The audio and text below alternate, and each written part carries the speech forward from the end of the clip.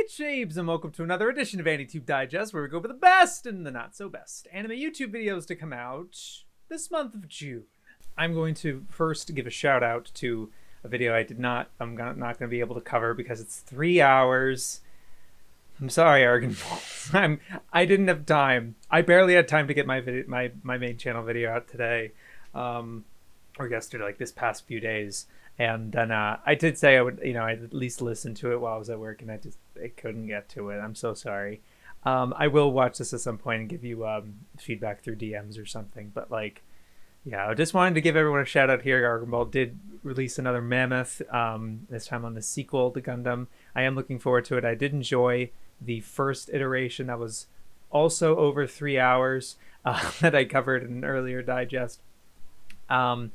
But yeah, I just want to give that shout out at the beginning. But just to let you know, unfortunately, I wasn't able to cover it. But yeah, I will get to it at some point. But yeah, first bit I did want to talk about because it's the last one I watched and pretty recent, and the only one I took a bunch of notes on. Of course, it's a BreadSword video. Lupin the Third, The Castle of Cagliostro is a perfect movie, and here's why. Yeah, of course I have to cover it. Are you kidding? This is one of my favorite anime films. I've seen it over 40 times. I myself have made my own Lupin video. And, I think BreadSword's videos are almost always interesting to cover, specifically, obviously, when it comes to anime. I haven't talked about his Jack and Daxter vid and things like that, but, I always find him a interesting mixed bag. I mean, he's very clearly talented and passionate and, makes interesting tangents and points, and a very effective editing style, even though it can be kind of obnoxious sometimes. Like whenever he says 2 ways, he puts Sensui from Yu Hakusho putting up the number 2 and little 2 on the nose. The editing can be a little grating sometimes, but clearly passionate and loving, and I get it. Now I wanted to wanted to start at the ending of my notes, because towards the ending, obviously his patron role is 5 or 6 minutes, but then towards the ending he goes on this tangent. He has a lot of tangents in this video. That's why it's so long. And it's a personal tangent of him, the pressure that he felt, because it took him 8 months to release this video, and there was these insurmountable expectations, and he got long COVID. It's the 10th time that he's written this script at this point, and this is the final one. People can say it's mid. He gives a lot of personal and kind of fourth wall breaking venting types of things, and obviously it's a good reflection on the points I wanted to make throughout the video, because I'm making a lot of these actuallys and small points, and it's I can clearly tell that he did his research. He dived as close as he can. And, he's rattling off a few of these tiny animation errors I've never considered and stuff. He's like, I've studied every frame, but I have to finish this eventually, right? He is really worried about missing things or what fans would think and nitpicking certain things. He has this one quote, or to think I'm not a real fan because I didn't mention the live action film from 1974, or just because I cut a piece of information out of the script to make it flow better, that means I simply never learned it. I know that Miyazaki was only director because of Otsuka's for helping him on Conan. I do. It's just a cumbersome piece of information to stick somewhere. That idea of cumbersome information to stick somewhere, if it doesn't contribute to what you're talking about, then don't put it in. It's okay. A lot of my points, I didn't re-go through my notes in reflection of what it's yeah, he probably knows, he probably gets it. But it's a lot of them are reflections you should have been able to catch this. And it's do you see what's weird about this, right? And I don't want to come off as this I'm actually an hyper fan or whatever. I'm coming from someone that did the same kind of rigmarole as you. I had this Lupin video. I rewrote it a bunch of times. It gave me a bunch of hassles. I was going through a creative burnout. And I get it. And I think we kind of went through similar things. Obviously not long COVID and everything. And I wanted to mention, I guess, that the personal tangents, I mentioned this in his Gurren Lagann video, when I talked about his Gurren Lagann video, when he gets IRL and personal, it's actually the most interesting. Because it's all the data dumping and history and sometimes it's interesting, and other times it's like I've heard it before, and other times, yeah, I've not only heard it before, this isn't correct. You know, you words things in certain ways, and like misattribute certain things or gets things slightly wrong because of how much he's biting, because of how much he's trying to chew. 2-hour video. Obviously, you're gonna find stuff in the cracks or whatever. I've made 2-hour videos before too. I get it. I mean, this big labor of love and everything. So, you know, I feel like I know what he's coming from, and I can hopefully sympathize. But some of these things, I'm just pointing and just saying, it's like, they stick out to me, I guess. But it's like, I'm not going to assume that you don't know these things, but it's sort of more like, I know you know these things. I definitely think you would have caught that because you mentioned it elsewhere, or there's certain things that it's like, yeah, you definitely, but why would you say that then? Or if something that's incorrect or something that's then, and a lot of these are going to be like small nitpicks and stuff. It's going to happen. But I guess, like, you know, it's the breadth. It's just how big this video is. I don't feel like it was entirely necessary. I guess my broad takeaway from the video, it really didn't have to be this long. It really didn't. There was a lot of really cool tangents and a lot of cool things to consider, but it's all structured along literally going scene by scene, describing the movie. And it's so tedious to do for this movie in particular, where, you know, he's praising for how clear and, like, you don't need dialogue to understand the movie. And it's literally the most popular one. You know, it's not like this obscure thing. I don't know why he feels the need to do it like this. Maybe, I guess, just to have any kind of structure, because he just has so many thoughts about it. And that's great. But there's a thing that he mentions, maybe in like the last third of the video, like towards the end, I guess, where he says, for every one detail or moment I've chosen to highlight, there's countless dozens more I wish I could, if not for trying to save just a little bit of time. But you're not being brief, you know? If it's this long and you're still, I'm not expecting a big thing. I don't need that. I don't know. Make multiple videos. It's okay. The Gungrave video I just put out, I'm getting a lot of salt for, I'm sorry to diminish people's complaints about it, but like the fact that it's unscripted, it's just people were just kind of like let down that it's not this cohesive, comprehensive, big thing. And I just didn't make it for that. And I'm okay with the fact that it's like that, and I can make more. I can just make more videos about Gungrave later if I really want to. You know, I want to have that freedom to. I know in my past, I'm sorry, it's about me now, that like I would only make one video about something, but obviously I've broken that seal. I've made technically 3 videos about Berserk now, a couple videos about Joe. You know, like this stuff, it shifts, and I can talk about whatever. I don't know. Sorry, it's a complaint about me and what's going on with me, but like, where was I going with that? Yeah, so like you don't have to talk about everything. You know, you don't have to stuff every little bit of details like, oh, I know this trivia. He rattles off a bunch of this trivia. The most, if you look at the most replayed moment, the biggest spike by far is this tangent where he's just rattling off a bunch of things that, like, this is what Lupin influenced, like this villain in part 2 that one of Miyazaki's 145 was the inspiration for Dr. Eggman, etc., etc. And like this at the back of this Digimon card, a little bit of trivia, like that's nice, but like, you know, what does that lead to? Where's that going towards? And he's like, I don't think it gets praised enough. It's still going. It's one of the biggest franchises in anime, just for sheer longevity. It has a reputation. I don't know. It's there's certain things about it that he's making these big claims, and of course, you know, it's what he does, I think. Yeah, but it's like little detail. I feel like the video has good moments and good like tangents and good points of observation, and I like the things that some of the things there. I just don't agree with the structure, where it's just so tediously beat for beat scene of the movie.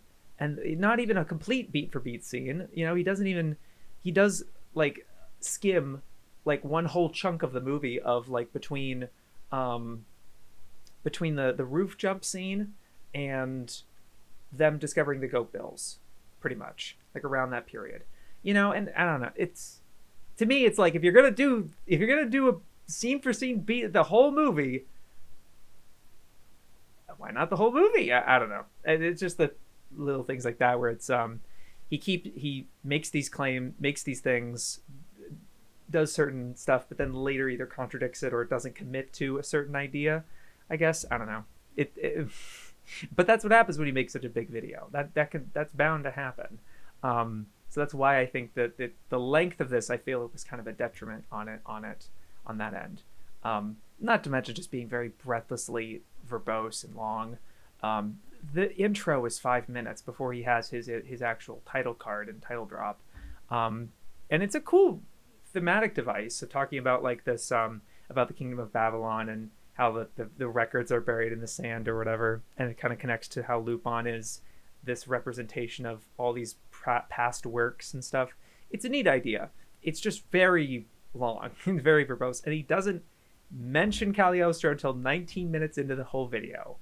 And then he's going to start going scene for scene by it. It just feels very, it could have been tightened, I guess.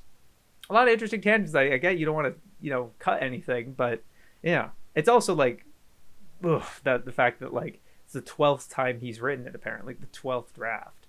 But I get it. I mean, I talked about Lupin 2 and had a similar struggle. It's hard to encompass. I get it. Anyway, I'm going to go into my notes. Yeah, this was, oh man. So like really early into the video, he introduces Monkey Punch, but he says the author doesn't even, like, Monkey Punch doesn't even want to be called that. So out of respect for Mr. Kato, I won't be calling him Monkey Punch.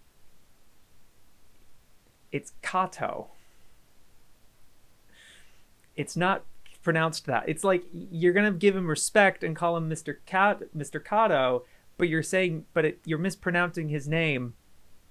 You're mispronouncing his name the entire time. And I know later in that rant, that little tangent at his personal rant of being worried about what people think about it, that people would take issue with him calling it Lupin or Lupin.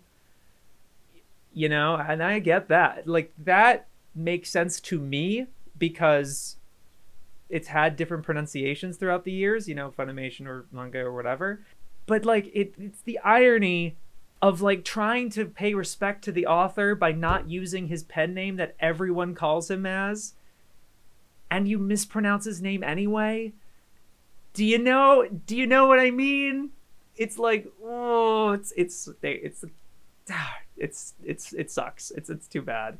It's just like, man, it's like, I respect the play. I really respect the play. But if only you pronounce the name correctly. Oh, well. And yeah, like I said, he does do his research. He does mention Otsuka. Thank God. And he does seem like he's done his research. But what, another thing that really stuck out with me throughout watching this video is just, how many times has this been done? Because he's obviously going through all of part 1 and the context and everything and the history, and then talking about Cagliostro. It's like Steven's already made this video that I was featured in. Infinite Snow Productions already made this video. Even weirdproq, who I'm going to talk about later, makes a similar kind of video talking about part 1 in Cagliostro. And weirdproq makes observations in his video that BREADSWORD doesn't even mention in his video. And look, I get I'm not expecting you to mention every bit of trivia. It's okay that you don't mention the clock tower parallels with an episode of part 1 and Cagliostro. That's fine. I'm not like bad video because you don't mention that. I'm saying there is no winning situation here. If you're going to try packing all the information you possibly can, you're not going to win. There's always going to be more. You can't be this comprehensive. I don't see it. Even with this movie, even with one movie, I don't see you being. He tries his darndest, and like he gets close. He mentions nearly every fun fact and bit of trivia I can think of and never even heard of, but then he still didn't even mention like the little visual, all the things that weirdproq points out in his video, which I'll talk about his video later, which I think has its own kind of shortcomings in my opinion. But like, like even that came out this month, 5 days ago, it still has points that were in this 2-hour video. And incredible. So to me, it's like, and again, BREADSWORD like mentions this. It's like, I can't even mention everything, and I know things exist. I know that there's that connection, and I'm not criticizing you for not mentioning those things. I'm just saying that's like, what are you gonna bring? What are you gonna bring to the table? Is it all this little trivia that other people have mentioned before and has been discussed at length in other videos and other blog posts for decades? Or are you gonna bring your own perspective, your own analysis, your own observations? To me, those are the best parts of this video.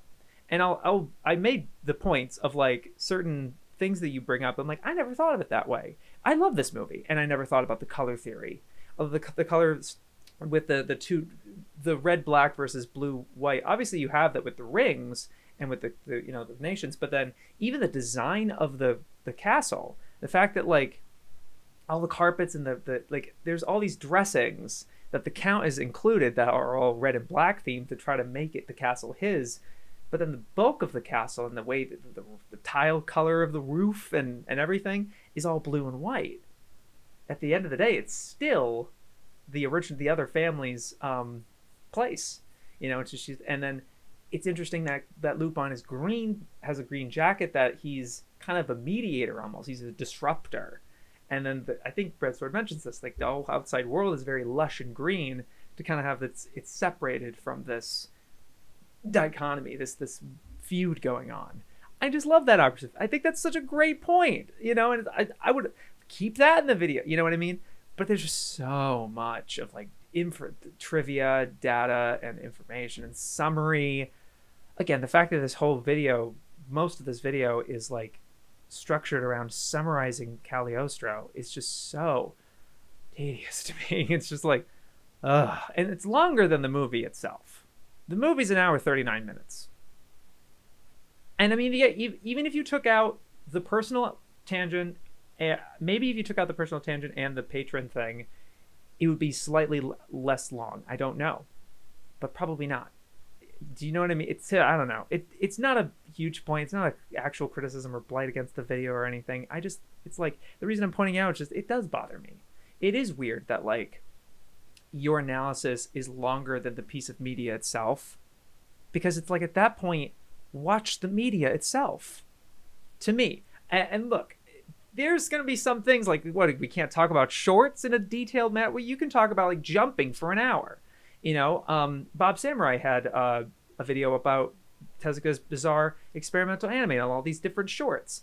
And there was probably some, I don't think so, because he talks a lot of them in just 20 minutes. So I don't know if any of his actual analysis was longer than the short itself, but like, that's going to happen. I'm not saying that's a hard and fast rule. It shouldn't be like this, but it does kind of bother me sometimes when that happens, especially for like a movie like this. I don't know. Again, it's not like a big genuine criticism or it's a nitpick, but it's just something to observe.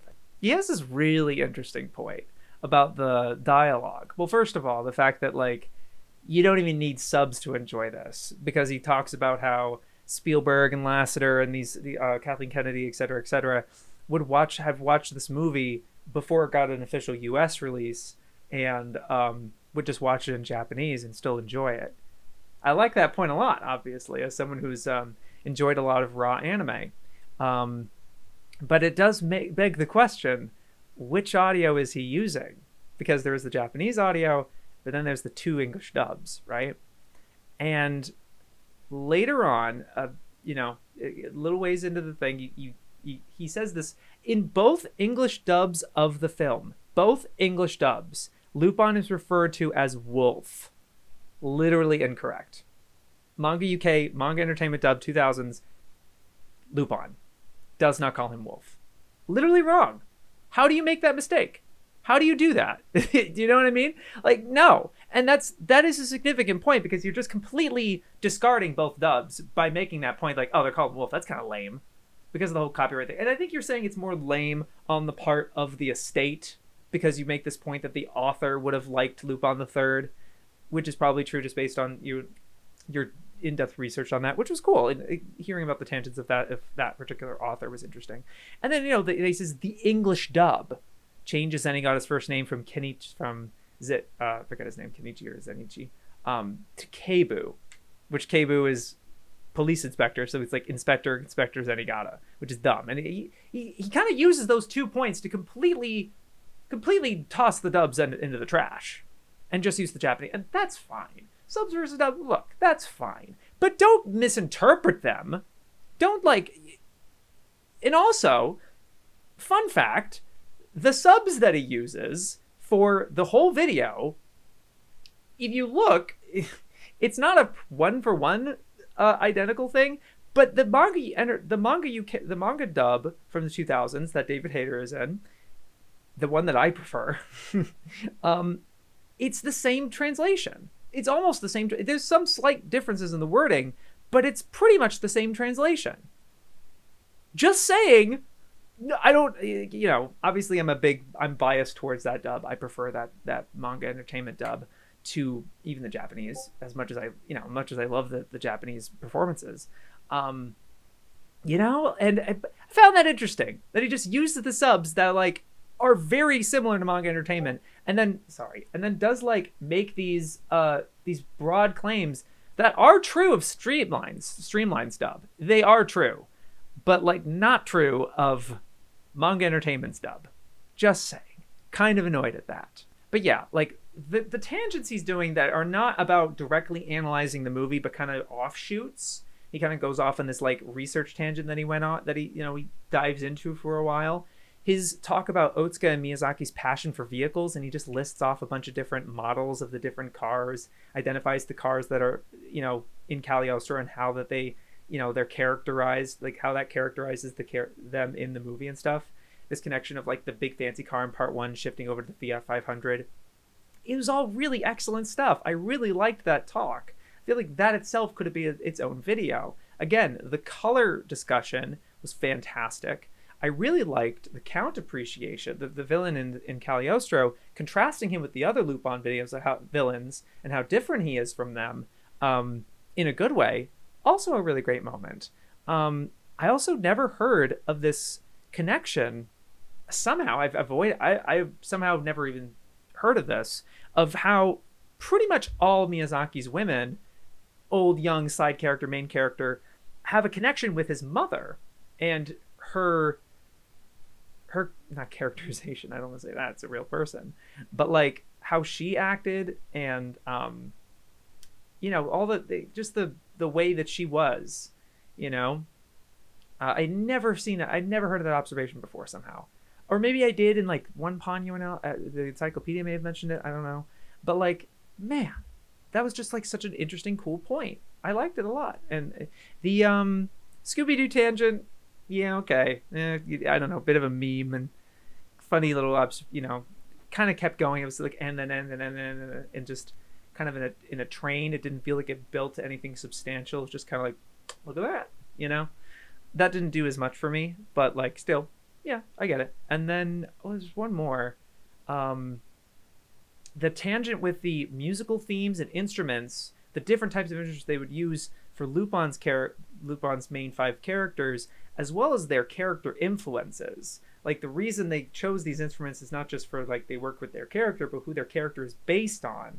All that was really interesting. A lot of, again, like a diatribe of sorts, and doesn't really connect with Cagliostro itself. If you mention a scene with Lupin in it, he does it once. He does it once for Cagliostro, but then it's just sort of a tangent that just doesn't connect the same way. It just kind of offshoots in this one point, but doesn't use it to be like, in this scene of Cagliostro it plays like this, and in this scene it uses that track which uses these instruments. It didn't feel very specific, and so you could it sounded right to me, but it's one of those big broad claims that he doesn't really bring up many examples with, that makes me kind of like, did you kind of fudge it a little to make it sound right? And yeah, that's about right. I would have preferred more examples for that particular tangent, but it still feels like very like databasey, and like here's all these characters and all this footage of stuff you've never seen before or wouldn't consider and stuff. Yeah. And then there was one more. There was a couple. There's so many of these tangents. It's like those were kind of interesting because they didn't have to do with the very drudgery of summarizing Cagliostro and making a little analysis of it or anything. And then again, another highlight obviously was the personal stuff. Yeah, I think that's the extent of it. Now that I'm looking at it, in terms of stuff I want to share, I take some notes. I'm just like, yeah, whatever. Yeah, I will say that he loves all of it, and that's great. He really gives some shout out to Princess in the Sky and Island of Assassins, and really watched all of it, and loves all of it. And that was really encouraging to see. He's really coming from like a genuine fan. It's like, this is my favorite animated property. Hell yeah. No, that's awesome. He's like, it's one masterpiece of several masterpieces. He has the same kind of reverence for Secret of Mamo, and tons of other stuff. Like, yeah, like that was really encouraging to see towards the end. It's definitely not coming from like a cynical place or like from a non-fan or something. And I definitely am not trying to revoke any fan card or whatever that he's worried about. And I get the kind of the weight of expectations. I'm hoping that's not translating to burnout in some fashion, of burnout of, expectations, I guess, or adequacy. I definitely get the adequacy thing, because the Lupin video for me, my Lupin video, was on the heels of something that was really creatively taxing, that challenged my creative confidence, my self-esteem. So I know what you mean. And the worry of it. I will say that, it seems to be really liked, of course. I think everything you make is pretty well beloved, and you have a lot of patrons for a reason. I think you have to kind of speak for, like, the proof is there. And it's just simply your size. Yeah, it's the 360k subs, but it's just your size and the amount of views that these videos get, that you're going to get these shitty comments. That you're going to get these, like, the really bad attention and whatever, that he points out one comment or something. Yeah, just know that, like, I'm with you a lot of the, as a fellow content creator. I'm hoping that, I'm empathizing with you a lot, especially with that personal tangent towards the end. I feel like that's really the where you're strong. I think where you're really, really strong. And again, the tangents, I think the research little rabbit holes you go down are really interesting. And it stinks that, like, it's kind of framed in this, like, really haphazard, and I can maybe understand that it's out of desperate, like, again, that, like, I don't know, I'm kind of in this fog. He's making these rationales for why it is the way it is, and so it's like, I don't want to excuse it completely, but, like, because it still sticks out to me and does weaken the video, in my opinion. But at the same time, seeing those tangents and everything that you want to say about it, I get that there's, it's like, I gotta kind of use the most basic or rote thing that he can, just do it, and that this is what works best for the messages that you want to convey. He makes the best video he can make, and that's all I can ask. That's all any of us can ask of anybody. It's just that we do our best in that way, to the extent that we want to, try.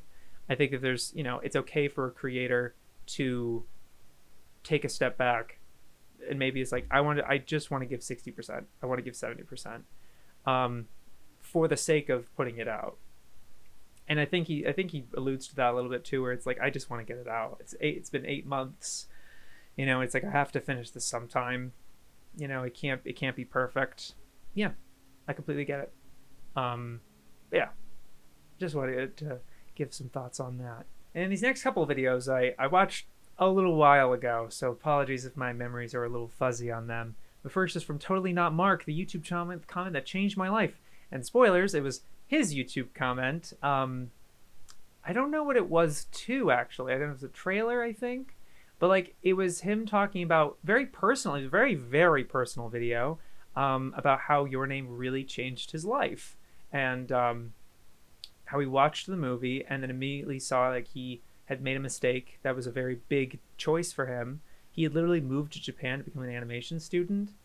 And then, but in doing so, was saying goodbye and letting go of this connection with this girl that really meant a lot to him. And, she meant a lot to him too. He meant a lot to her. He sacrificed that to follow this path. And watching this movie, he kind of realized he made a mistake. I hate to summarize the video. Sorry. He realized he made a mistake, and he booked it back to where he was, and married the girl. Yeah, and I'm like, yeah, man, like that's amazing. He had this letter, and it's a very sentimental, personal story. A little bit of analysis of Your Name, a little bit, but I wasn't really there for that. I could kind of care less with what he, like, the analysis that he does, especially in this video where he has this riveting story about it. I think it was wonderful. Love seeing that. I know you can't pull those all the time, especially with views and view wise. I think it's doing decent, all things considered. I don't know, maybe for him, I don't know, but I think it's good. Yeah, like I've always said, I love seeing these kinds of personal introspective things, because it's what you can bring. Anybody can summarize or analyze a movie or something, but it's really what you want to bring, and your perspective and your opinion and your personality that really makes a YouTube video. It's separate. It makes a YouTube video separate from any other piece of content, movies, books, right? It's just the individual, I guess. Yeah, I don't know. It's nice, but I really like this video. It was. Thank you for sharing. RDC World's first short film, straight up, and they've made short films before. I think the Anime House was a pretty significant, because of how long it is, right? But it's kind of more of like a series of skits. Like, I get it, but this is like their first genuine attempt at a story, beginning, like characters, beginning, middle, end, and like kind of cinematic. Like the camera angles were very much more elevated and really trying to tell a isolated story. And Mark talks about at the end where he's like, it's not going to be perfect. I really want to hear feedback, and he's really earnest because he's setting up his production company and everything. They're really leveling up here, and it's fun. I will say it's very inspired by classic bank heists. It's a bank heist story where a lot of backstabbing and the mission goes wrong and things like that, and it's fun. I'm not. It's funny. I did watch the Dark Knight bank robbery scene, which they do pretty much directly reference in this short film. You ever see the Dark Knight? Yeah. And there's very little in the ways of comedy. They're not really making much in the way of jokes with this one. It's pretty much a drama, tension-filled thriller type of thing, and that's obviously a departure for them. But I mean, I like that they're experimenting. I like the differences that they're trying with it, and kudos. It's really cool. I'm not trying to like prepare you or soft blow for being like it's bad or something. I do think it's good. It's okay. It's not like I was amazingly impressed, because I do think this is what you've been building up towards. They've had a lot of experiences with acting and with cinematography and effects and all, and orchestration and everything. This feels like kind of a next logical step, but it's absent of comedy, which is really their strong suit and what they kind of became known for. And I get that they don't want to do comedy all the time, and they don't have to all the time. I think it's cool that they show versatility. It's important they show versatility, if anything. But I just want to mention and like acknowledge that it's really their strong suit. It really is their charisma and comedic timing and people in a space, like not a lot of like the sketch comedy. I'm not like, hugely versed in the sketch comedy world, but like how many of them have a cast, an ensemble, like Monty, like this is like a modern day Monty Python troupe, with like, different actors having different strengths and personalities.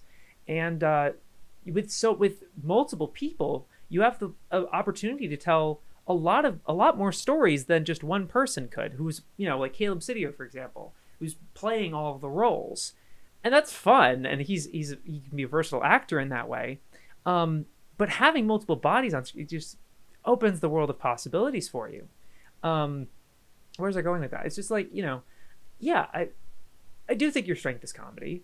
I do think you should do more of that. I think try to, at the very least, finding ways to incorporate that into these short films that can be dramatic and tense.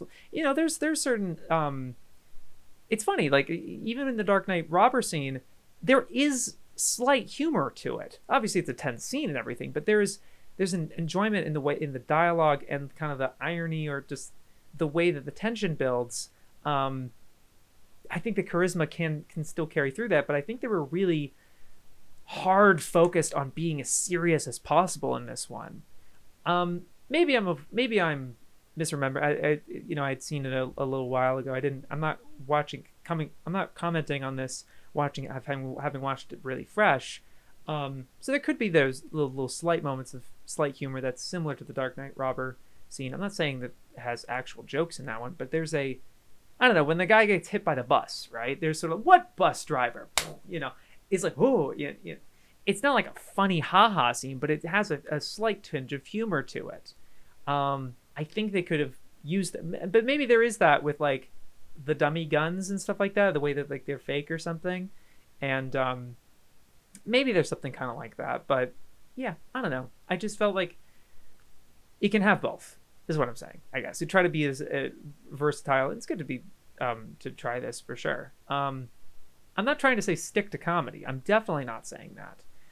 What I think is that like I would be a shame to bench your best strengths and the people that people know you for. Not to say that obviously the comedic actors can take dramatic roles too, and completely, and that's awesome. That's fine. I don't know. I just think it's best they're able to kind of like show off their versatility and be able to try to do both. But that's just me. Anyway, I find this really interesting, and happy to see it. One Piece live action will be terrible, and you should know. No thanks. Like, man, so for people who are like really gung ho about this movie, and I'll be fully transparent. I'm being positive about this movie, and I'm not trying to fake it. I'm really trying to be like, really lay it on me. At the moment, I think it looks okay, but I'm holding it kind of loosely. It's like it doesn't have to be good or amazing or whatever. I just find it cool that this is just getting it into the news cycle. This is getting it kind of, and I get that you might be worried about polluting the discourse. And I should mention that this is by BestGuyEver and Nate. And I get that you're worried about it polluting the discourse the way Bebop did, but like live action stuff or like little things like it would be like worrying about that. Are you familiar with the live action film that took footage of Angel's Egg and like made its own movie out of it? It would be like complaining about that diluting the discourse around Angel's Egg, or Dragon Ball Evolution diluting the discourse of Dragon Ball Z. Not really. You can just ignore it, pretend it doesn't exist, like you say you do in Cowboy Bebop live action. It's like, no, it doesn't have to dilute it at all. You don't have to mention it whatsoever. That's just how and also, look, Nate, are we really saying that the One Piece discourse is not diluted with drama and stupid shit? Anyways, like, what's this live action thing gonna do? What is it? Oh, it's gonna make it worse? Worse than it already is? You really think One Piece is like the pinnacle? Not, I hate to, like blow up your other point, but like, it's already shit. It's already kind of annoying and like didactic. I don't know if didactic is even the word. I'm just pulling words out of my ass, I think. But like, it sucks. It's stupid. I don't like it. I don't like One Piece. I'm not a fan. I'm not a fan. It's not like that. It's polluted anyway, is what I'm saying. So I don't think this live action is going to do any much more damage, really. I don't know. I think it's being kind of overblown. All that being said, I do like that you posted this before the trailer came out, and so that you're really putting your it's more on the principle. It's more on the idea and not simply like it's bad, right? I like that you're taking the more hands-off, it doesn't matter about its quality. It's really just the principle of it and why it doesn't work, and you're really kind of psychoanalyzing Oda and his perspective and all that other thing. You had this banger comment on it that's like really good.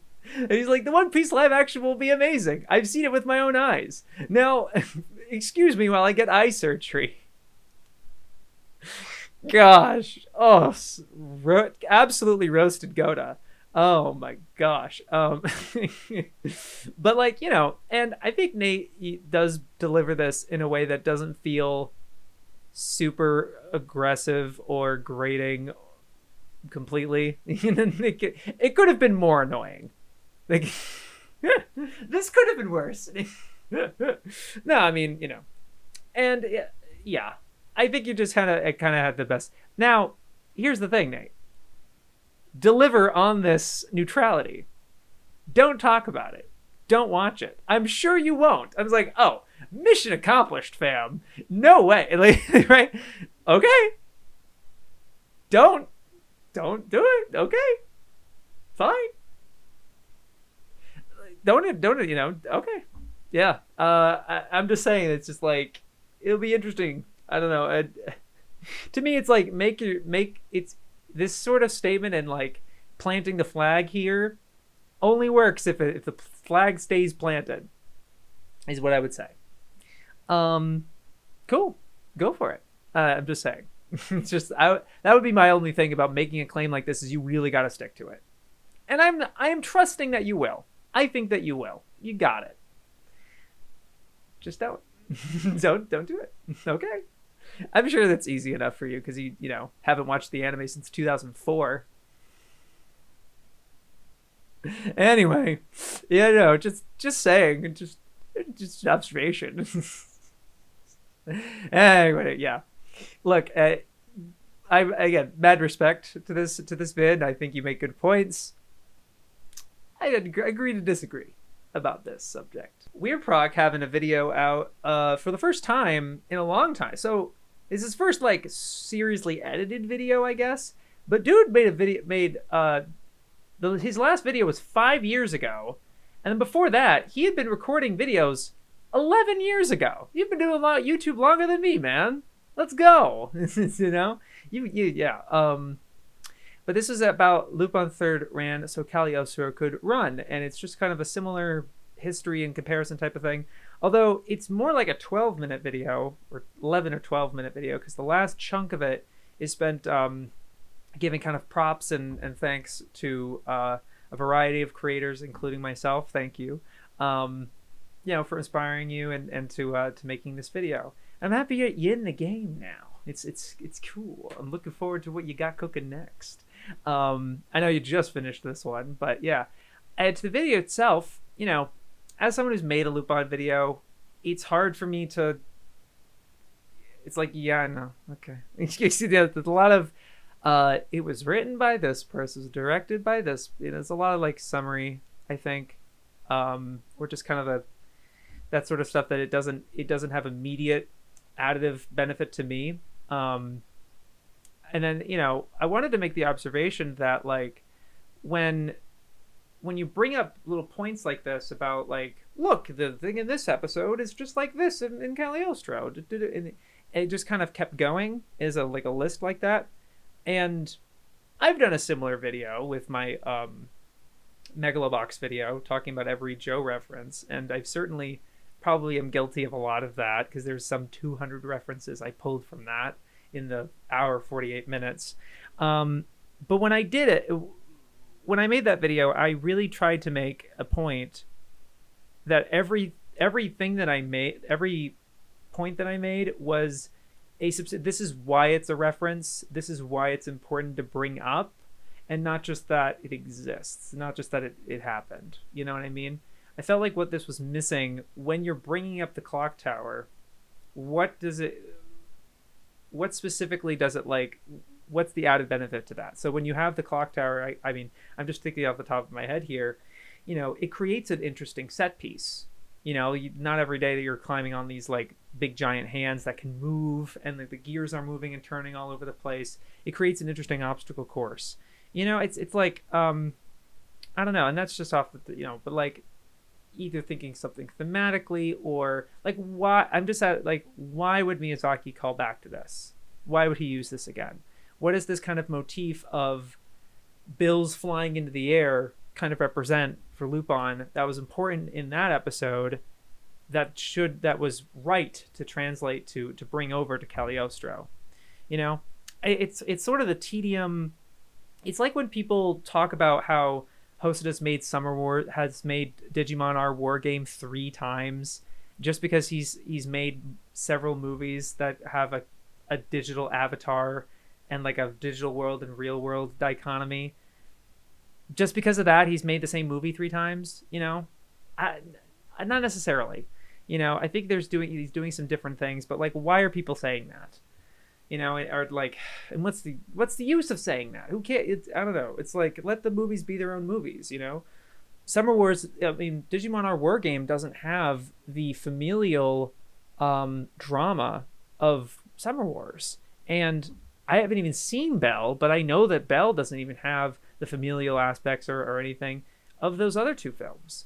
It's a very different movie, despite having this one connective kind of similarity to it. I don't know. Not to say you're making those points. I'm just saying that, like, bringing these up, it kind of only goes so far. It's surface level. And, I get it. Sometimes it's like, it's just for the sake of saying it. It's just for the sake of pointing it out. And that itself is valuable and cool. I think that's fair. I think that's okay. I guess I'm just at a point where, I'm making my own videos thinking about this sort of thing. And what I would want to see and what I would try to make it, I try to emulate in my own videos. I was like, it's a learning experience. As well as having watched so much anime YouTube and just over the years of like what can be done and like how much further can we go? What am I seeing in other videos that I like seeing in other ones or not so much, I guess. Yeah, I would just say that, I mean, for a first video, like first edited video, it's really cool. I think you have this kind of like, I don't know if it was unscripted or not, or you did the audio in one take or something, but it felt very casual and had a lot of pauses and certain things that didn't feel sharp edited audio and stuff, and that's okay. Like, I'm not needing that. Obviously, my latest Gun Grave video, I really just went unscripted, and so that's still edited. That was like a 50-minute recording, and I parsed it down to 20 minutes or so. And I did that. It's still edited, but I leave some of the ums that I can't necessarily, without it making it feel too brittle or robotic or if it's not natural, right? If I'm, that sort of thing, I guess. But yeah, I don't know how helpful that was. I still really like the observations and like, again, yeah, I mean, it's interesting how you bring up similar, connections and interesting points about Cagliostro that BREADSWORD didn't even get to in 2 hours. It's incredible. I don't know, just find that interesting. Yeah, but I enjoyed the vid, and I'm happy to see you in the game. When an anime leaves you speechless, from Gigguk.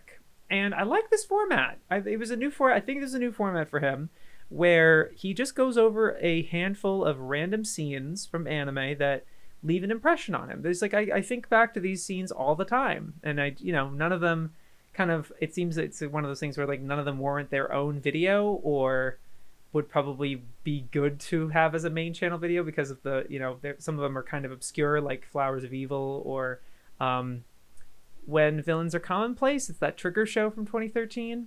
And that's what's on the thumbnail, actually. And it's, doing pretty well for also, as given the title thumb combo, I think he does pretty well there. Place Them Under the End of the Universe, Fate Zero, each of them are only like a couple minutes long. And the thing is, like, ultimately, I like this format a lot. And I would like to see more. But the thing is, it's just the description. It's just sort of like what happens. And it's a short kind of like, wow, this made me feel like this, and that's cool, and I like what makes me feel, and giving the that's great, and but it's only so, again, it's only so deep, it's only so you could talk about it, how it's fitted into the broad sense of the show, or maybe it doesn't, and maybe that's why he's isolating it like this, but like he talks about like kind of the emotional peak of Kids on the Slopes from episode 7, the concert that they like, when he he builds it up, and a lot of his build-ups are very kind of like repetitive and rote, just like he needs it just for the sake of dances in anime. There's been tons of dances in anime, but and it kind of building up, it's from this to this, and he's like giving a lot of different examples and building up to the moment, as if like similar to his like end of year lists, kind of like his like best is like a year in anime kind of things where he's like, there's a lot of preamble. I'm getting kind of sick of the Gigguk preamble, not gonna lie. I like the humor still, but it just feels like script. You know, I don't know. I don't know. That's always it's the good combo. It's Oh God, no. But yeah, it felt a little surface level. I still like the format. Don't get me wrong, but can only get so much out of it really. But still, cool, interesting enough to talk about, I think, and got me to watch to the end. So effective video for sure. Osamu Tezuka's bizarre experimental anime. BobSamurai talking about all of his variety of shorts from Tales of a Street Corner up to some of the stuff that his son worked on in like 2014 or so. That was part of that Forest pentology, I think. I'm not familiar. I've seen a couple of these shorts, but not even realizing they were Tezuka shorts, actually. It was interesting. Like I'd seen the chicken one and jumping, of course, which I knew was Tezuka, but yeah, there's certain other ones I'd heard of, or Broken Down, I think may have been another one I'd seen. But yeah, like this was really cool. I like the structure of kind of going pretty much chronologically, and then at the end giving an order of enjoyment and not a rating for most of them. That was really, I think that was a smart choice. And I'm just highlighting it because it's another Bob video that I really like. And it felt very breezy and showing an adequate amount. Not trying to make these big grandiose points, being very centered on the show itself, on the short itself and its their particular qualities. Not trying to make like a big thing about it being Tezuka himself necessarily. It's just sort of a bunch of shorts that are connected to Tezuka, but he's taking each one on its own merits, and it's kind of his own personal enjoyment. And yeah, I think that was the right approach. I feel like a lot of other YouTubers at this point, again, just from what I, in general, and what I was watching even just this month from this assortment of videos, is that there just feels this like need to really data dump you on what it's about and like the context and the history and some thematic I just really like Bob's kind of clear and straightforward approach, not to mention his just like professionalism and delivery of the information, I guess, his wording and slight humor, but not like really not like jabbing in a particular way. The journalist short was especially interesting. I really want to find that and check that out because I really liked a lot of your points you're making about, it's like I thought this was a lot about like media, the threats of and he's bringing the themes of the actual short, but what I'm saying is it didn't feel pandering or preachy in the same. Of course, it's like Tezuka was trying to say this or something, as it didn't feel that super grandiose or tired in that way. I don't know. I just think it was a really even-handed, smart approach that I enjoyed. It was nice. Sorry, I don't have much else to say about it, but yeah. Hayden Loves Anime, the Fruits Basket Problem. Hell yeah. Fucking views banger. Let's fucking finally cracked it. I'm sorry to bring that up. I bring this up like pretty much every one of your videos, I know. But it really, I kept getting this in my recommended, and I saw this grow, and I was like, yes! Yes! I'm like, let's go. I'm so happy for you. And what a good video to do it on. Because, I was thinking that this was going to be like talking about 2001 comparing to the new one. And that would be the problem, but it's not. It is really centered on 2001 and Daiichi and his drama and his relation with the author and whether those rumors were true, and doing that deep dive of that thing of whether she likes the adaptation or not. It's weird that no one's asked her about it since, with the remake being out and everything. It's still all kind of old hearsay and quotes and stuff. Yeah, and I think the aesthetic you had here, where it's a 4:3 to fit the footage of 2001, but you use that new verticality, because when it's full screen in a box like that, there's way more height. There's way more height than there is width. So you're able to kind of, what I really liked, at first I was like, what's the use of that? Because you kept using this device of using the covers on one half of the screen and then information on the other half. and you kind of kept moving it back and forth with different covers and stuff. And it felt arbitrary at first and kind of like a waste of space almost. It was starting to bother me, but then I realized it's because of the verticality and the evenness. It actually made for a lot of great compositions aesthetically as a video. And of course, because a lot of the information is vertical and in pages and stuff. And yeah, and of course, your signature touches with the sparkles and the not crude, but kind of like just the the sparkles and the handwritten everything to the point where like it doesn't, some of it didn't seem all that legible, but like that was fine because all of it was like spoken and like for you don't have to read everything. It just made for a very smooth experience. I noticed that the beginning of the video is very, very YouTube-y and punchy to really try to grab that retention, and I think it worked. I think that was part of it that made it work. Obviously, the title and thumb are fantastic too. But yeah, just notice that you're kind of like getting more savvy and thoughtful about that YouTube type of that YouTube game. And I've even you mentioning with my video of like, I don't know if you want to title it that, because people will naturally think or have some pushback. And yeah, you're right. That would have, and I'm willing to take that pushback. If anything, I'm surprised that the pushback isn't so much that there is that of like, me saying it's a better Berserk and people being like, no, it's not, or whatever. But I'm getting more pushback of just annoying. I think it's annoying. I'm sorry, fellas, those of you who were making those points. Just the fact that it was unscripted and that it wasn't a substantive argument to actually making the case that it's a better Berserk. It's like I wasn't even trying. I literally put at the beginning of the video, this video is unscripted, and it was like 11 p.m. at night. I couldn't have been more relaxed and like nice about it. And I'm like, why you should get the cues that I'm not making the argument, but I only titled it that way because it's fucking YouTube. And I'd like clicks, please. And currently it's a 1 out of 10. What am I gonna do? But sorry, I don't know. That's the more of the pushback I'm getting. Not so much that like I'm making such a grandiose claim, but more of the fact that it's unscripted, I think, and not like me at 100% or something. Which I guess that's just my the grave that I dug myself for that being my MO, I suppose, for however many other videos. But anyway, sorry about this. More about me. Yeah, I really like the craft. But then, the thing is, you're refining the stuff that you've been doing in your previous videos. It's just that now you're finally able to find a subject, title, and thumb and retention thing that just cracks, and you get the recognition and everything. But the craft is all there, and it's been refined video after video, right?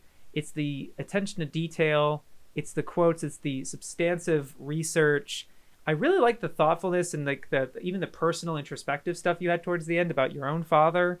Was really interesting. It's like I haven't heard that sort of thing that you don't really have that much in your other videos type of thing. But it's your style, it's your attention to detail, it's your editing prowess, it's a collaboration having Inaku and Core in the video as voices, it's research. It's always been there. It's been there since Cat Soup. It's probably been even there. It's been longer. I don't know with the longer video, or older video. It's been there so long, Hayden. It's been Heart and Soul of Yu-Gi-Oh! I would say I felt most of that.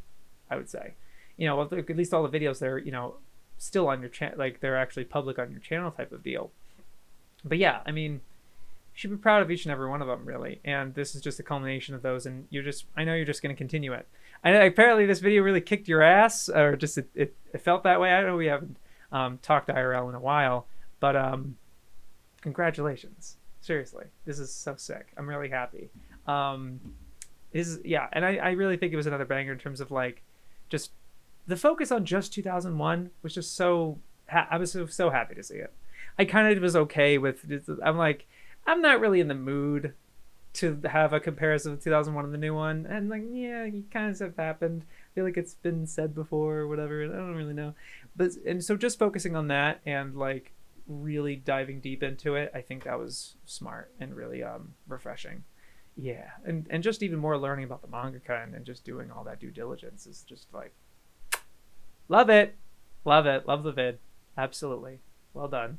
Sorry there wasn't too much in the concrete, what can I do better shapes? You know, hey, what can I say? You're killing it. What can I say now? Hell yeah, man. Let's go. Pyramid Inu had a new video. Let that 1000 Ray Ayanami's bloom. You know what this vid most remind me of? This shit's a Hazel vid, man. Maybe you know that. Maybe you're. I don't know. But it's such a Hazel vid. And not in a bad way. No, not of course. I like Hazel. I like Hazel's vids. I'm looking forward to it. And I'm perpetually jealous of every video she puts out. I'm like, dang it. It's a good rival for me, I think. At least I feel that way because she's really pioneering this particular style that now several YouTubers have. Like I feel like you have Coffee Cakes and all of her other mutuals and stuff. There's so many people that are just having this. And what it reminds me of, it's just the fact that like it's a subject. It's Ray Ayanami in this case, but you're going series by series and just having little pockets of like, here's a Key the Metal Idol video, here's a Nadesco video, here's a the Takahashi video, the Takahashi thing that you mentioned. I forget the name. Sorry. And a Haruhi video, you know, and having your friend spotlight in there is really cool. You know, like. It just hopping from vid to vid and very casual, conversational, and good humor, laid back. You know, just really comfy. Just a really comfy video. And, you know, I think you know what's weird? I don't get the same vibe from Hazel that what bothers me, I think, in her videos, I may have articulated this differently. Maybe it's a contradiction or something from my previous coverage, I guess. But I guess there's some vibe about her where, or maybe based on her previous videos, that I know she knows her shit. And so when she goes and she does these certain things, or the notes that she's been doing, like little copious notes she puts on screen, certain quirks that she's doing, it's like, come on. You know, I was like, come on. Could be doing better. It's things that bother me. But not much bothered me in this from you. It's not that I don't think it's like, oh, this guy, it's cute. It's not like that.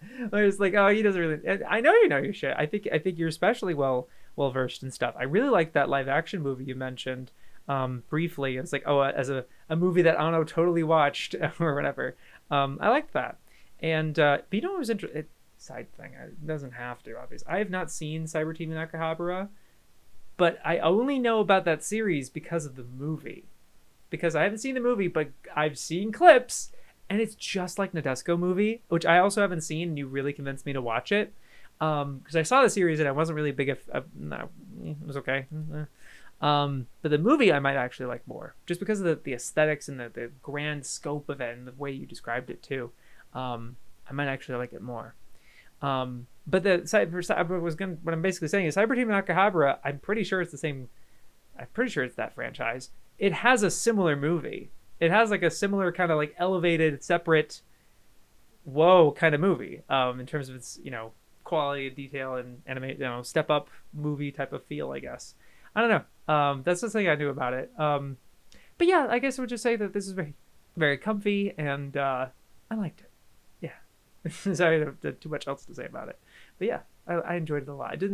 I guess what I was saying is whatever vibes I get from Hazel, I'm just like, it's kind of shallow or whatever. I didn't feel it the same way because it's just like you're just talking about these different things and the structure of at the end where every one of the main characters is like, I give you 5 buckets of popcorn and a copy of this or a gun or you know, little through line like that throughout the video was cool too. Yeah, I think it just rang the right bells for me. Yeah, I liked it. Cartoon Cipher is finally back with this very dense and complicated video on Union anime dubs, and I'm gonna be honest, this completely was like a foot over my head in terms of like detail and interviews. And I mean, obviously Abi's editing is so dizzying for me, as you know, as it usually is, where he's just, although there was one clip he used from Beck that I used in my Madhouse video that I was just like, we are a kindred spirit. Every time we have to Shirobako, what's a clip on Sakugaboru that I can use from this show or whatever? I was like, oh, does he do that too? He doesn't like download the full episodes of stuff? I don't know. Not not, not that that's a bad thing. I'm saying I do it too, and I'm just like, it humanizes your editing. It makes it less godlike. Not in a bad way. It just, to me, it's like, it's less distracting now, because I'm just like, he did not just download like all of that fucking footage. How does he sort through any of it? How does he get any of this? You know, and it's really interesting because he doesn't. It's not as on the nose as BreadSword's editing. BreadSword is very similar with how many different pieces of media he's grabbing from at any given point, to the point where like he's editing every sentence or every half of a sentence very literally. He's editing literally. Where remember he says two, like a anime character goes like two or something, like that on the nose. It's nauseating sometimes. Like, was one point in his script.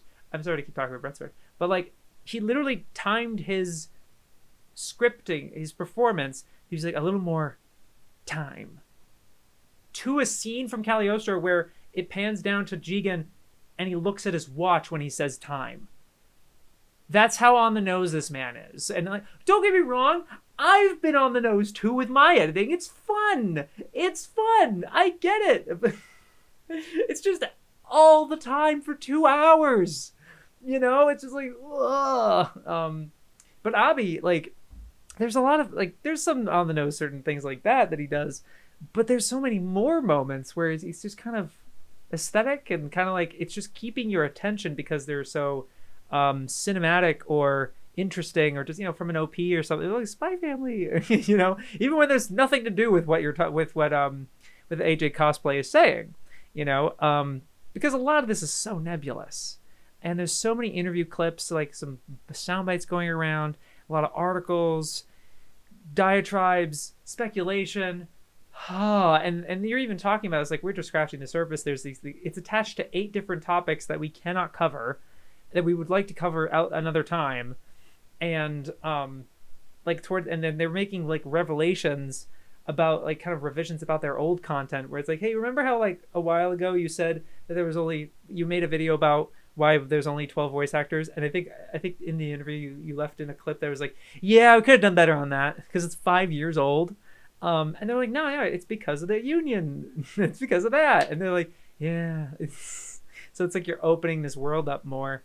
But obviously it's so much more complicated and vast and thorny and opinionated and has a bunch of history and technical jargon. And, you know, it's daunting. No wonder it took you forever to make this video. Never mind, like, the personal traumas that you kind of allude to towards the end, that, like, with both Abi and AJ Cosplay. I'm sorry to say I'm referring to as you when it's both of you. But yeah, like, even beyond that stuff, like, I of course this took you forever. It doesn't feel like it's done. It's because it's still going, because like the SAG-AFTRA thing, they had a new contract or whatever. It's like it's such an ongoing, it's a moving train, you know. Yeah, really big bite. They did more than you can chew, kind of deal. But like, you know, I think you do your best. You kept me interested. Although again, a lot of it is just so complicated and not centered on a particular show or narrative. Obviously, you mentioned the Mob Psycho situation, but that's just one piece of like a larger situation going on that incorporates everything. But it didn't feel as concentrated, because it couldn't. Of course, you couldn't. But I guess because it wasn't focused on a particular show or a situation, it was hard to picture and compartmentalize and therefore retain. So here I could not recount a single point. I struggled, besides obviously mentioning certain things, and I know it's about unions, but like I could tell that. But you know, I also like that, you know, the title is Union Anime Dubs, but you're like, it's more accurate to say Union Anime Dub Actors, because it's really about the actors, which ones are non-union and which ones are union, and the choices. I was just thinking, Avi, I think this is this the first Cartoon Cipher video in a very long time, or at least maybe since you used this. There's obviously that very usable B-Stars clip of some people say it's a good change, some people say it's a bad change. I feel like you used that clip at least once in every video for the past several years. And this was like the first video where you didn't use it, and I noticed that. I'm just like, hey, wow. Not that would have been a bad thing. I just think it's funny. that didn't. I was like, oh wow, he did. Damn. Oh man. Or maybe it wasn't ever. Maybe I'm exaggerating. But you do use it a lot. It was funny. It's a trait. It's a quirk. It's a tradition. It's a tradition. We like to see it. We like to say like say the thing. Some say it's a good change. Others say it's a bad change. Yay! No. Anyway, that is a small note. Yeah. I really like the video, of course, but again, it's so dense and obviously doesn't feel like the end of the story. There's just huge spasms. Yeah. This is just a reminder that we got a new episode of Piss Pirates came out 3 weeks ago. If you're interested, you know, we hadn't talked in like 4 months, and it'll probably be another 4 months until until we record the next one. But you know, it's me and Jack doing our thing, talking more One Piece, and it's terrible fans. Not so much anymore because I can't stomach them. I can't do it. I've muted them all. I can barely watch any. I can't click on any YouTube One Piece videos because even if it's people maybe from people I like, because I'm just be like, please don't say anything cringe, please. Even like tweets, even certain tweets, I look at the person differently now. Like there was a person like, yeah, One Piece fan, and they tweeted something, or like I was having a conversation or something. They're like, I'm not gonna mention it, but whatever. But like they said it, and then we were having a little conversation. And afterwards, I don't look at them the same anymore. I don't look at them the same way. I'm just like, how could you be a One Piece fan and think that? You know. I'm way too on Oda's dick. Like 100, like 99, if not 100% on the dick. It's bad. It's gonna be probably worse the next time we record, Jack. Where? Oh boy, that's fun. Anyway, I enjoy One Piece, perhaps too much. But I hope you enjoy this new installment. Well, it's not really new. It's 3 weeks ago, but still. Yeah, that exists. If you're still not somehow after 2 podcasts of my voice and a video that just came out the other day, I also was on the Weeb Crew, not the Weeb Club. I'm sorry. I'm so sorry. Oh, what embarrassing faux pas. I'm not going to delete it because it's like, I'll take that L. That's me. That's my bad. I am so sorry. I'm not going to, but I didn't say that. No, I said it, and I can't take it back. It was a mistake. I am so sorry. My deepest, it's just so funny. Fuck. No, Weeb Crew. I was there to talk about Naruto, but I also wanted to bring up the following episode of Weeb Crew with the Cynic Clinic, where they talked about the perfect anime adaptation doesn't exist. good title. And talk about adaptations. Running the whole gambit of everything on that thumbnail. It's just gonna rattle it up. I did kind of listen to it like right as it came out. Like, yeah, pretty much right as it came out. Loved it. I don't even know if I actually listened to the whole thing. Sorry. Just got away from me. I'm sorry. But I just love the conversation a lot. And yeah, they're great conversationalists, and it flows really well. Both my appearance and Jaden's. Yeah, I just really enjoy it. So if you want more to listen to, please check that out. Yeah. I'm a bit loopy, probably, because I think it's the end of Died. I just stopped recording. All right, you guys are great. You guys have a great month. Yo, peace.